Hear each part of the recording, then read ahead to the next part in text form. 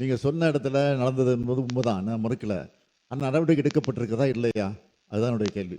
ஆனால் அதே நேரத்தில் உங்களுடைய பிஜேபி ஆளுகிற மாநிலத்தில் என்ன நடந்து கொண்டிருக்கிறது என்பதெல்லாம் உங்களுக்கு தெரியும். அங்கு பிரதமர் கூட இதுவரை சென்று பார்க்கவில்லை என்பதும் நாட்டு மக்களுக்கு தெரியும். அங்கே என்ன நடவடிக்கை நான் கேட்குறேன், சொல்லும்போது அது நீதிமன்றத்தில் நிலுவையில் உள்ளது. அதே போல காஷ்மீர் மாதிரி நடக்கக்கூடாது என்றும் இங்கே பேசியிருக்கிறார். அது மாதிரி நிச்சயமாக தமிழ்நாட்டை பொறுத்தவரை நடைபெறாது என்பதை உறுதியுடன் தெரிவித்துக்கிறேன். காஷ்மீர் சம்பவத்தில் கூட நாங்கள் பேசும்போது ஒன்றிய அரசுடைய பாதுகாப்பு குறைபாடு பற்றி இதுவரை நாங்கள் பேசல.